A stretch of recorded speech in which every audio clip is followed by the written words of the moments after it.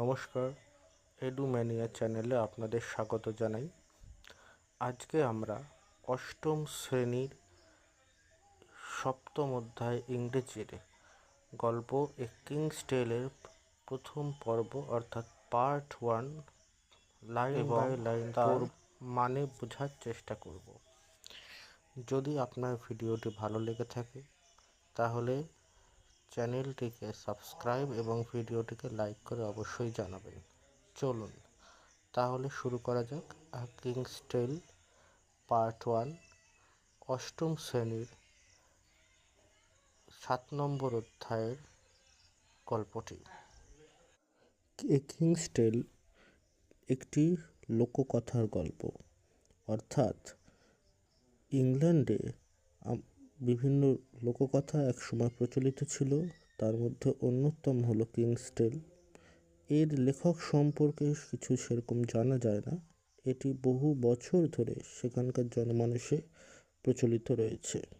এবার আমরা line by line গল্পটি পড়া শুরু করব। যদি কোনো শব্দ বা কোনো অর্থ বুঝতে আপনাদের অসুবিধা হয় তাহলে অবশ্যই কমেন্ট করে জানাবেন। Many hundreds of years ago, England was ruled by a king called Uther Pendragon. অর্থাৎ কয়েকশো বছর আগে ইংল্যান্ডে আথার পেনড্রাগন নামের একজন শাসন করতেন। The king, who was friend and protector to all his people, was fair to everyone. এখানে দুটো শব্দ আছে, প্রোটেক্টর এবং ফেয়ার। প্রোটেক্টর মানে যে সংরক্ষণ করেন, তাহলে বলা হচ্ছে রাজা যিনি ছিলেন কেমন, যিনি ছিলেন সবার বন্ধু এবং সবার সংরক্ষণক, অর্থাৎ সবাইকে সংরক্ষণ করতেন। তিনি সবার প্রতি ফেয়ার ছিলেন, অর্থাৎ নিরপেক্ষ ছিলেন। The people of Britain lived in peace and happiness, tending their flocks and tilling their fields. ব্রিটেনের সমস্ত মানুষেরা শান্তিতে এবং সুখে বসবাস করত। তারা পশুপালন করত এবং তাদের জমিতে চাষ করত। King Arthur Pendragon had married the beautiful Lady Igraine and had a son. King Arthur Pendragon বিয়ে করেছিলেন সুন্দরী মহিলা ইগ্রেইনকে এবং তাদের একটি পুত্র সন্তান ছিল। This child was the heir to the royal throne, এবং এই সন্তানই ছিল তাদের সিংহাসনের উত্তরাধিকারী। The king and the queen died soon after the baby boy was born. কিন্তু দুঃখজনকভাবে রাজা এবং রানী তাদের সন্তান হওয়ার কিছুদিন পরেই মারা যান। ইট ওয়াজ ডিফিকাল্ট টাইম, এটা খুব কঠিন সময় ছিল। Many of the kings opponents were looking to seize the throne, এবং রাজার বিভিন্ন প্রতিপক্ষরা কী চেষ্টা করছিল, সিংহাসন দখল করে নেওয়ার। King Arthur Pendragon had two wise councillors, Merlin a prophet and a magician, and the brave knight sir Ulfius. Arthur পেনড্রাগনের দুজন শলা পরামর্শকারী ছিল যারা খুব জ্ঞানী ছিলেন। একজন ছিল মার্লিন, যিনি ছিলেন একজন জাদুকর, এবং বীর সেনাপতি ছিলেন sir Ulfius.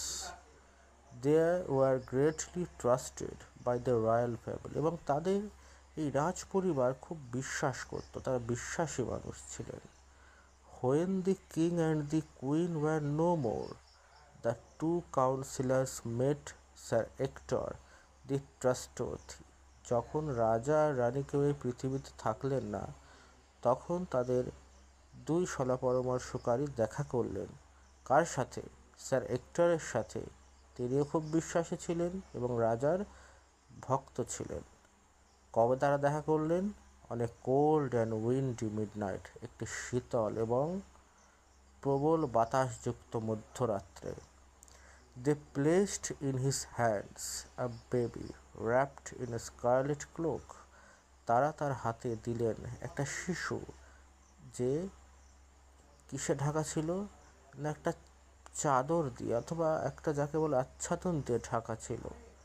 Marlin said, "We order you and your wife to bring up this child as though he were your own son." Merlin বলল যে আমরা তোমাকে নির্দেশ দিচ্ছি যে তুমি এবং তোমার স্ত্রী এই শিশুটাকে সেভাবেই বড় করো যেন এ তোমার নিজের সন্তান। The boy is to be called sir Arthur, sir Ulfius said. শিশুটির কী নাম হবে? আর্থার নাম হবে, স্যার উলফিয়াস বলল। Sir Hector, being a true knight, asked no questions and promised to obey his late king's counselor. Sir hectare, আমরা যেরকম বলেছিল, একজন খুব বিশ্বাসী সৈন্য ছিলেন এবং তাই তিনি কোনো প্রশ্ন করলেন না এবং তিনি প্রতিজ্ঞা করলেন যে রাজার কৌশলীরা যা বলছেন তাই মেনে চলবেন।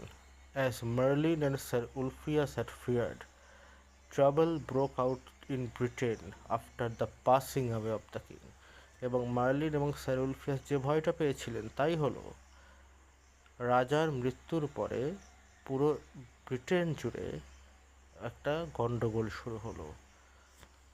এই ছিল The barons were fighting among themselves and plotting to capture the throne.